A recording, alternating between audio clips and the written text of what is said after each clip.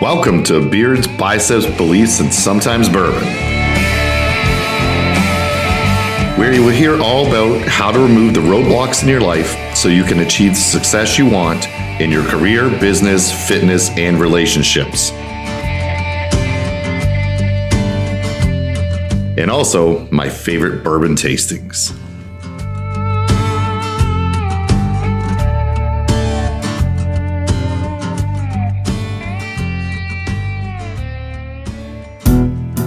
All right, on this episode of Beards, Biceps, Beliefs, and Sometimes Bourbon, let's talk about respect, or the lack thereof in today's society.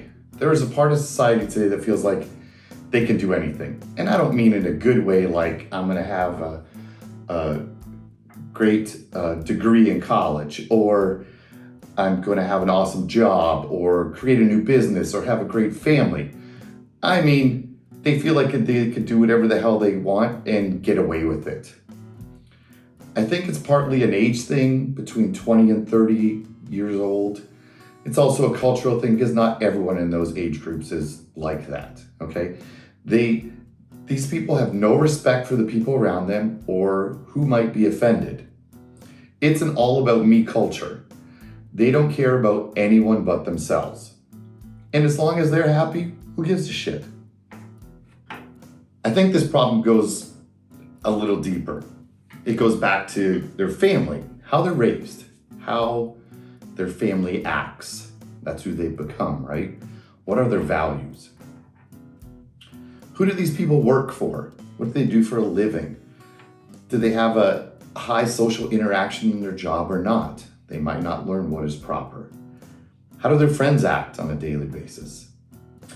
This is the sphere of influence you become like them. Research shows that you're the sum of the 5 closest people that you surround yourself with. They will either rise you up or bring you down, okay? You want to surround yourself with people who are who you emulate or who you want to become.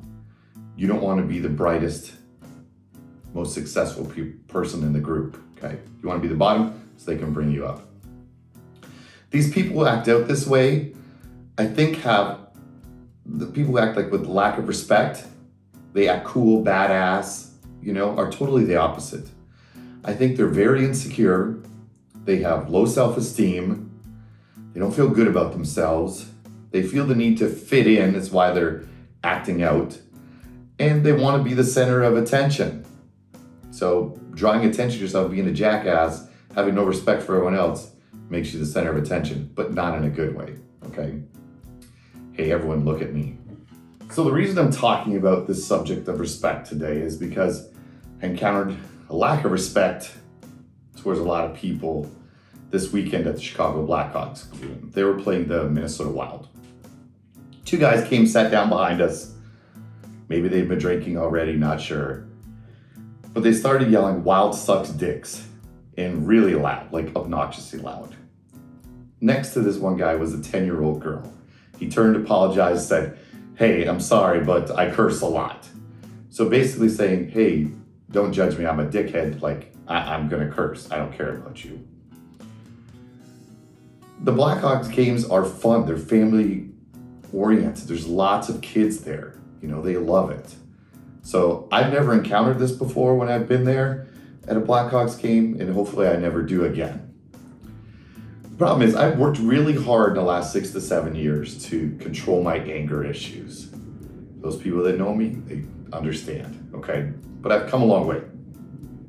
But I can feel myself getting pissed, ruining for me and the people around us. I always happen to be the one who stands up for everyone in these situations because I can't take it. Like there's no reason for it to happen like that. And the problem is it ends up in violence, okay? I'm gonna beat them up, and it's not good. So that's why I've been working on it. My wife had a great idea. She's like, let's move seats. I'm like, perfect. Problem solved for us anyways. Well, luckily some of the other people around us, once we moved, they took our lead and came and joined us, and we all had a much better time watching the Blackhawks game. They won 5-1, so it was awesome. If you've ever been, it's great. Every time they score, you stand up and dance. it's a really fun time. So somehow these people need to learn respect or be taught it. It's unfortunate that they think it's okay to ruin it for everybody else, and hopefully they noticed and learn from this situation. Now we're gonna go on to our favorite part, which is our bourbon tasting, okay? My wife got me, it's called flavor, I don't know how to say it, it's French, but it's a sample pack, all right? So we've got 3 different ones, product of USA, product of Scotland, and product of USA, okay? So let's try B. See how that tastes, all right? So it's a pretty big pour. Could be for 2. Oh no, it's appropriate. It's 1. And it comes with this little coaster, which is cool, if you could see that, all right? Nice coaster. And then it tells us, it's got a little card about each one. So we chose B, which is Few Rye Whiskey. And that's made right here in Chicago, which is pretty cool. It's local. It's got a little description of what's in it. Very cool. So let's give that a taste. Few.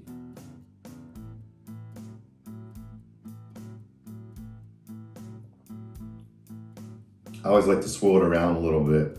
That's very nice. Not sure if I've had that before. Very low strength percentage, 46.5, which is more preferable for me. I like it a little less strong. So I definitely give Few a recommendation, okay? If you can't find it locally, Binny's usually has it. Maybe not in your area, but send me a message, I'll send you a bottle, okay? It's pretty good. So then we've been learning from our world of whiskey. In our book today, we've got the number 2 of 9 on how to make whiskey. So number 2 is mashing. At the distillery, the malt is milled to produce a coarse flour called grist. The grist is then mixed with hot water in a mash tun to extract soluble sugars. The sugar-laden water, known as wurst, is piped off to use. Other unmalted grain can be combined with the grist in the mash tun for making non-malt whiskeys. I'm about to read up on that. That was a little confusing for me, okay? But anyways, we've learned about malting, and now we've learned about mashing in the process to make whiskey. All right, guys, thanks for joining me today. Appreciate it. Enjoy some Few whiskey.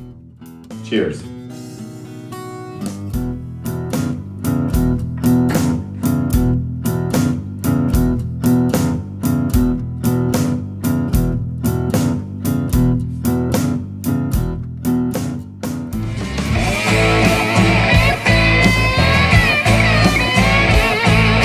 Thanks for listening to the show. Make sure you subscribe, leave a review, share with a friend. If there's anything I can do to help, please reach out. We will see you on the next episode of Beards, Biceps, Beliefs, and Sometimes Bourbon.